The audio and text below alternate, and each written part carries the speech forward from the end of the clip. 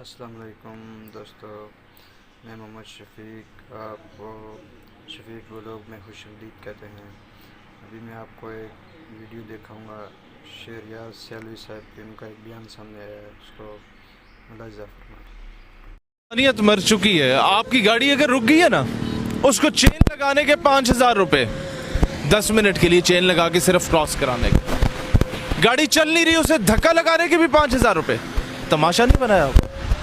एक बुजुर्ग है बेचारा जो मर रहा है, गरीब, उसे वॉशरूम जाना है, वो 18 घंटे से सड़क पे ख्वार हो रहा है। वॉशरूम जाना है, नहीं, आपको पूरा कमरा बुक कराना पड़ेगा, 50,000 रुपए, 60,000 रुपए। कोई होटल इससे नीचे बात नहीं करेगा, क्योंकि अगर कोई इससे नीचे आएगा बाकियों की मार्केट गिर जाएगी, बाकी सारे उससे बाइकआउट कर देंगे। तमाशा नहीं बनाया हुआ यार। वॉशरूम जाने के 20-20 हज़ार रुपए तुम लोग ले रहे हो। मतलब लोग बिलक बिलक के मर रहे हैं, उनके पास खाने को कुछ नहीं है। ये कौम कब बनेंगे भाई हम लोग? कायदे आज़म रहमतुल्लाह अलैह ने 2 रुपए अपनी तनख्वाह रखी थी after the creation of Pakistan, और सारा अपना खजाना उठा के कौमी खजाने में महाजरीन के लिए दे दिया था। तो कौम ने क्या किया था? अपने घरों की डिविजन्स कर दी थी कि भाई आधे घर में हम रहेंगे, आधे घर में महाजर रहेंगे, जब तक स्टेट इनके लिए कोई नेमल बदल जो है वो तैयार नहीं करती। यार आप लोगों ने 4 घंटों के लिए लोगों को सिर्फ रखना था, क्या मौत पड़ती थी इससे? जब तक वो अली सतपारे की तरह कोई बहुत बड़ा इशू क्रिएट नहीं होता मीडिया पे, बहुत ज्यादा ऑडियो वीडियो लीक्स नहीं होती, कौम निकलने के लिए तैयार ही नहीं होती। ये कौम कब बनेंगे भाई हम लोग? लोग उस वक्त सब कुछ देने को तैयार होते थे at the time of partition, जब खुद खाने को एक वक्त की रोटी नहीं होती थी, वो अपनी रोटी जाके मुहाजिरों को दिया करते थे। आज ये नौबत क्यों आई है? अब तो घर के सामने आप गाड़ी पार्क करें किसी के, नहीं, सड़क पे रखो। घर के सामने पार्क करोगे तो इसके भी 10,000 रुपए दो। क्यों? क्योंकि मजबूरी है ना।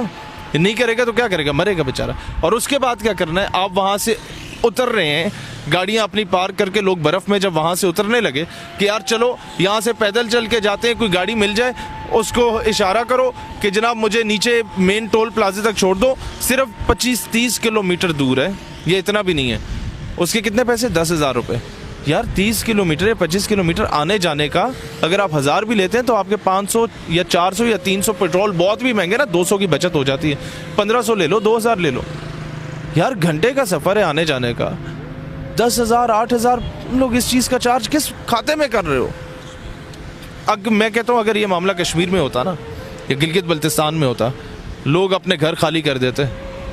लोग एक कमरे में कोने में रह लेते, 100 150 बंदों को अपने घरों में ठहरा देते। मैं गिलगित होके आया हूँ और हमारी कौम पे अफसोस है मुझे कि मैं अभी पिछले हफ्ते शारजा में एड्रेस करने गया पाकिस्तानियों से, तो दुबई में, शारजा में, रसूल खैमा में, पूरे अमारात में जहाँ जहाँ क्रिश्चियंस की दुकानें थी, 25 तारीख से लेके दिसंबर से लेके 1 तक, न्यू ईयर तक, वो क्रिसमस की खुशी में लोगों से उन लोगों ने 50% ऑफ कर दिया था कि जनाब क्रिसमस है, हमारा मजहबी त्यौहार है, तो हम लोगों ने फ्री, मतलब 50% फ्री कर दिया है। मुसलमान खरीदे, यहूदी खरीदे, हिंदू खरीदे, सिख खरीदे, ईसाई खरीदे।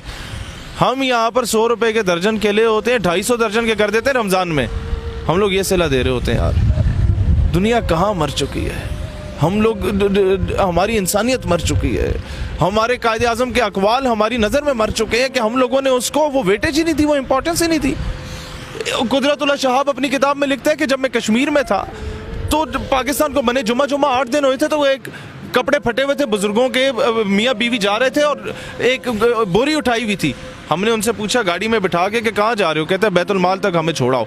हमने कहा बुजुर्गों शर्म नहीं आती? पाकिस्तान को बने जुमा 8 दिन हुए और तुम जाके कर्जे मांग रहे हो? कहते नहीं।